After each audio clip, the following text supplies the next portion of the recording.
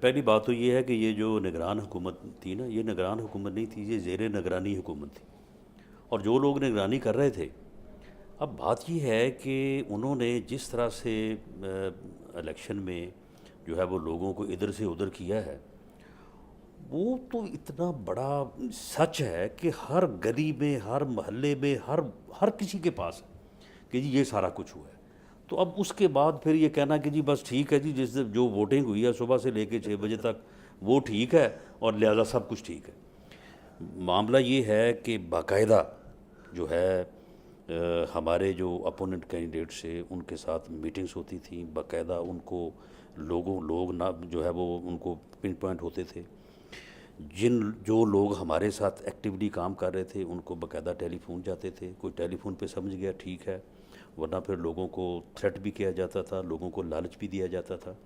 تو اس طرح کی جو یہ ساری ایکسرسائز ہوئی ہے تقریباً کوئی 3 سے 4 ماہ، اس کو جب تک آپ جو ہے وہ کیپچر نہیں کریں گے اس پہ، تو اس وقت تک تو ساری چیزیں تو آپ کا کہنا ہے کہ جب تک وہ پری پول والا فیز ہے اس کو پورے سے سمجھا نہیں جائے گا تب تک آپ اس کا کوئی رزلٹ نہیں نکال سکتے؟ اس کا رزلٹ اس کا نکل نہیں سکتا۔ میں بھی اس بات کا قائل ہوں، ایک تو بات گزر گئی ہے، آئندہ نہ ہو۔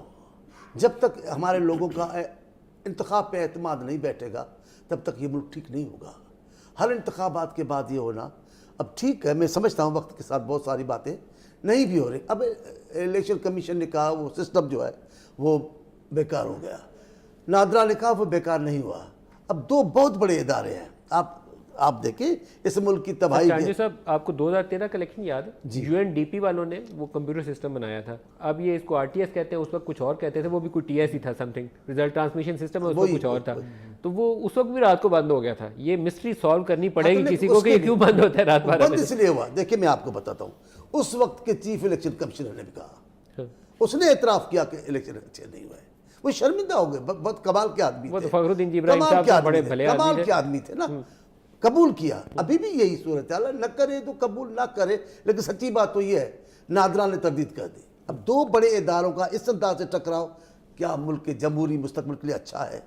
آپ بتائیں، ایک مستقل ادارہ ہونا چاہیے، بدقسمتی سے میں کسی کو ذمہ دار نہیں کرتا، ایک احتساب کا ادارہ، ایک انتخاب کا ادارہ، کم سے کم یہ تو لیکن وہ ادارے ہونے چاہیے، وہ صحیح ادارے ہونے چاہیے، ان کا عمل مستقل ہونا چاہیے، تو پھر بیچ میں دوسری انڈیپینڈنٹ ہو اور ٹرانسپیرنٹ ہو۔ بے شک لا رہے میں تب تو ہوگا ایک بہتر، بات چانیو صاحب نے بڑی تفصیل سے بات کی ہے، میرے حلقے میں اگر 363 پولنگ اسٹیشن ہیں، آپ مجھے چوائس دے دیں کہ ان 363 میں سے 50 یا 100 کے پریزائڈنگ آفیسر جو ہے وہ ان کے نام میں دے دوں، مجھے کوئی ہرا کے دکھائے، اور یہ ہوا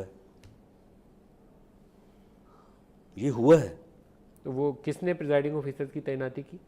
چوائس کس کی تھی؟ وہ چوائس جو ہے وہ جو ہمارے ریٹرننگ آفیسرز تھے ان کو تو لسٹیں پیش کی گئی ہیں، انہوں نے جو ہے وہ لسٹیں جو ہے وہ سائن کر دی۔ آپ کے فارمر جو دوست تھے انہوں نے وہ لسٹیں دی؟ بس بالکل، میں نے ان کے فارمر دوست کہا، ان کے دوست نہیں کہا۔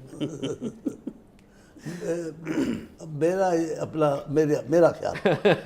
اپنا خیال ہے کہ وہ یعنی یہ بات وہ ہے کہ ہم اس حد تک یا اس طرح سے نہیں کرنا چاہتے۔